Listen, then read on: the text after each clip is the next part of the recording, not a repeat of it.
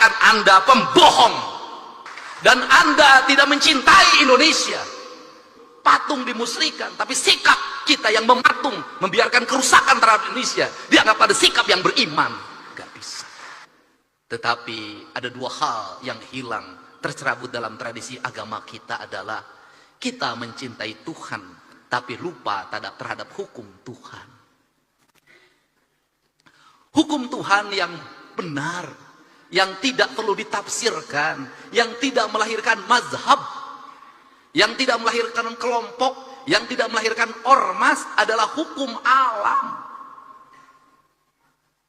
Hukum matahari tidak akan pernah berubah. Hukum tanah tidak akan pernah berubah. Hukumnya air tidak akan berubah. Hukumnya udara tidak akan pernah berubah. Tidak perlu pakai tafsir. Karena tidak perlu pakai tafsir, dalam pandangan saya, mencintai Allah berarti tunduk dan patuh pada apa yang ditentukan oleh Allah. Ketundukan dan kepatuhan kita pada apa yang ditentukan oleh Allah adalah ketundukan dan kepatuhan kita pada kausalitas, pada sebab akibat, pada hukum alam, hukum yang universal, yang di seluruh negara sama itu hukumnya. Sehingga seorang nasionalis, dia akan menangis ketika hutannya dibabat. Seorang nasionalis, dia akan menangis ketika hulu-hulu sungainya diuruk. Seorang nasionalis, dia akan menangis ketika mata airnya makin mengering. Dia akan menangis ketika mata airnya makin mengering. Kalau kita mengaku mencintai NKRI, mengaku menjadi nasionalis, membiarkan hutan dibabat, membiarkan sungai diuruk, membiarkan laut diuruk, dan membiarkan mata air mengering, saya katakan Anda pembohong.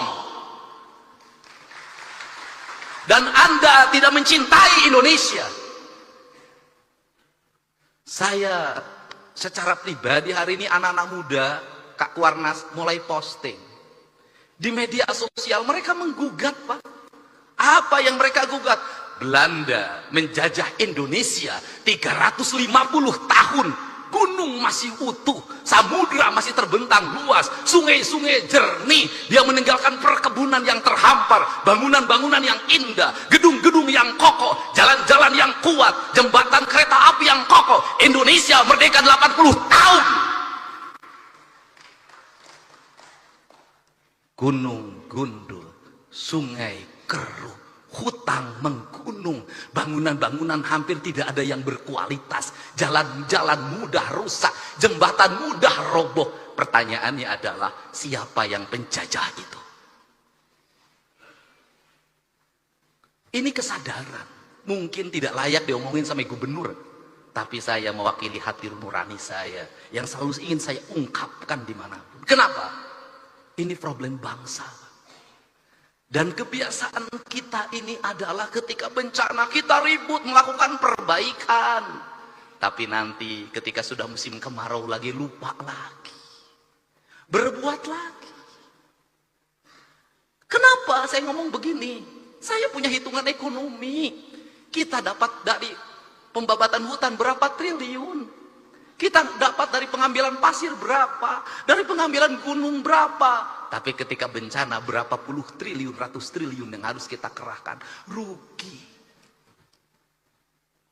Bangun jalan di Jabar, baru bangun diinjek lagi sama tronton yang tonasenya 40 ton, 30 ton, rugi, Pak. Dan semua orang diam, berdiri seperti patung. Patung dimusrikan, tapi sikap kita yang mematung, membiarkan kerusakan terhadap Indonesia dianggap pada sikap yang beriman. Gak bisa. Sehingga inilah yang ingin saya bangun. Gerakan pendidikan kita harus menggerakkan anak-anak kita kembali pada titik dasarnya. Dia adalah manusia Indonesia yang mencintai tanahnya.